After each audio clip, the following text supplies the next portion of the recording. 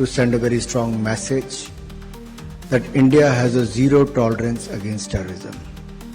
And thank you for joining us, conveying this message loud and strong here in Qatar and to the world.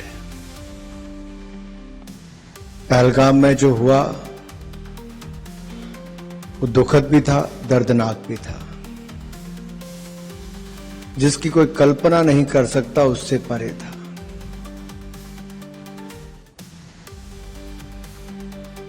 किसी की आंखों के सामने उसी के पति को 2 फुट की दूरी से उसके सिर में गोली मार दी गई। किसी बच्ची या किसी बच्चे के आगे उसके पिता को गोली मार दी गई। कपड़े उतारकर उसका धर्म जानकर फिर मारा गया। ऐसा कभी नहीं हुआ जो इस बार हुआ था। ये एक अलग संदेश देने का प्रयास किया जा रहा था। आज जब हम सब हैं, हम अलग अलग राजनीतिक दलों से अलग अलग भाषाएं बोलते हैं, देश के अलग अलग क्षेत्रों से आए हैं, लेकिन वो विचारधारा, क्षेत्र, वो सब पीछे छोड़कर हम एक मंच पर एकजुट होकर भारतीय प्रतिनिधि मंडल के रूप में आए हैं, ताकि दुनिया को बता दे कि भारत आतंकवाद को सहन नहीं करेगा, उसको मुंह तोड़ करारा जवाब देने का काम करता रहेगा।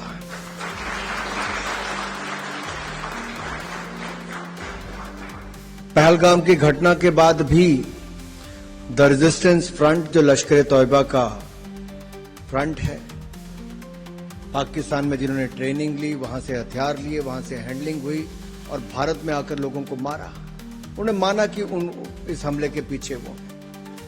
उसके बावजूद पाकिस्तान ने जब 14 दिनों तक कोई कार्रवाई नहीं की, फिर भारत ने वही किया जो करना चाहिए था। आतंकवादी ठिकानों को 9 ऐसे ठिकानों पर एक के बाद दूसरा मात्र 25-26 मिनट के अंदर वो प्रहार किए कि आतंकवाद की कमर तोड़ने का काम, उसके घर में घुसकर मारने का काम किया है तो भारतीय सेनाओं ने किया है। लेकिन जैसा मुझसे पहले के वक्ताओं ने कहा है, पहली बार ऐसा नहीं हुआ कि आतंकवादी हमला कोई हुआ। और पाकिस्तान एक ऐसा देश है जो सुधरता नहीं है। आपने कभी देखा कि आतंकवादियों के जनाजे निकल रहे, उनको दफनाने का काम किया जा रहा हो और उसमें पाकिस्तान की आर्मी के lieutenant general, major general, brigadier, IG police और चुने हुए प्रतिनिधि वहां पर खड़े हों, प्रेयर मीटिंग में वहां पर हो? ये पाकिस्तान का आतंकवादी चेहरा आज दुनिया ने देखा है। इससे बड़ा सबूत और क्या होगा? यूनाइटेड नेशनल सिक्योरिटी काउंसिल की जो लिस्ट, लंबी लिस्ट है, उसमें अगर किसी एक देश का नाम उभर कर सबसे आगे आता है जहां 52 इंडिविजुअल और एंटिटीज जो सीधे तौर पर टेररिस्ट हैं या टेररिस्ट संगठन है, तो सारे के सारे वो पाकिस्तान में हैं। आप सब लोग समाचार देखते हैं, देश की खबर रखते हैं, अपने परिवारजनों से, मित्रों से बात करते हैं। आपको भारत के दर्द का और आक्रोश का पूरा ज्ञान है। एक ये प्रयास है विश्व में एक जनमत को संगठित करने का, हिंदुस्तान के पक्ष में भारत की जनता, अपने देश की आवाज दुनिया तक पहुंचाने का। It's just a collective effort to sensitize, inform and mobilize the global public opinion, to create an understanding which neutralizes terror, which is one of the biggest threats to peace and stability, not only in our region, but throughout the world. And also equally important to remember that this is not the first time that our country has been attacked. There have been attacks in the past where India has acted with maturity and restraint, and we succeeded in getting enormous and overwhelming support of the world, especially what we saw in the past also, and even now in this country, the unequivocal condemnation and assurances of understanding in a fight against terror. You are aware, I don't have to list those terror incidents, but to mention a few, that our parliament was attacked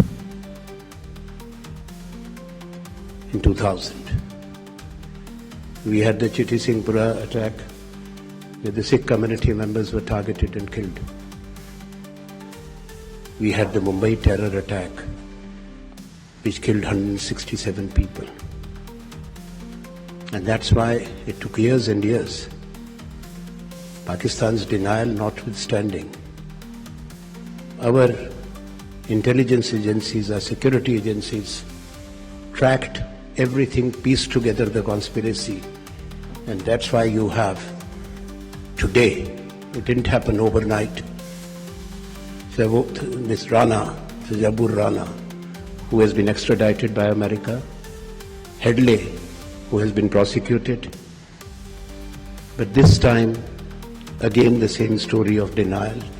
I'm sure that our efforts, collective efforts, will bear fruit. And again, the world will stand with India in solidarity and with our people. These are difficult moments. India is a country which has enormous strength, the richness of its diversity. A country which has originally been,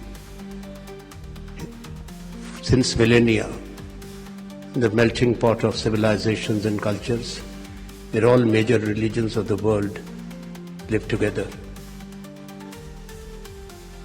A country, like all of you, represent their diversity, which is multilingual, multi-ethnic, multi-religious.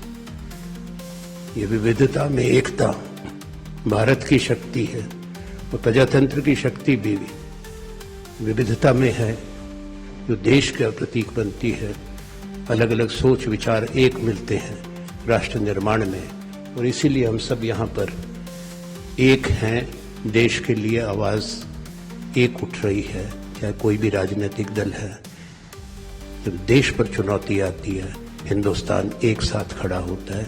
यही हमारा संदेश पूरी दुनिया को है।